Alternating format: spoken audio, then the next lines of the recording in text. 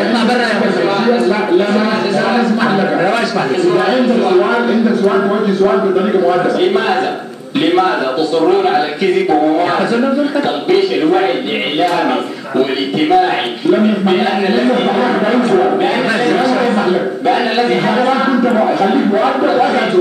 الذي حدث تقريبا؟ خليك مؤدب واسأل سؤال. طيب وأنت أخذت الفرصة وما ادالك فرصة. السؤال يعني تسأل بالأدب تسأل، otherwise ما تسترجل. السؤال طيب. تفضل. السؤال كل الدلائل والغرائب تدل على أن الذين ماتوا بغناصة ميليشيات المؤتمر الوطني من ابتداء زي مدني.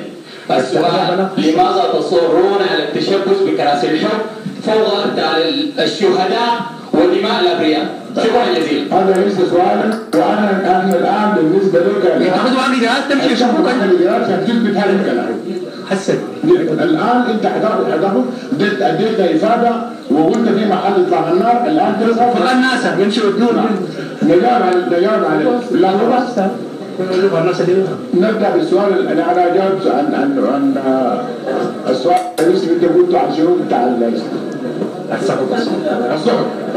طيب للإجابة،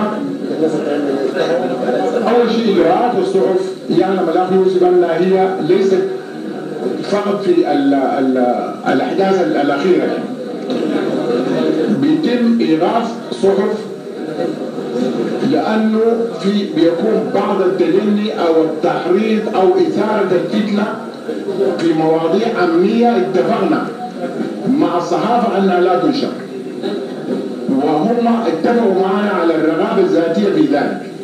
وعندما يعني مثلا انتباه أوضناها قبل ذلك في أحداث الكرشولة أو بعدها، لأنها هي تعدد هذا الخط الأحمر في الحديث الأمني، وبالتالي تم الإيقاف. الآن البلاد وهي تتعرض لهجمة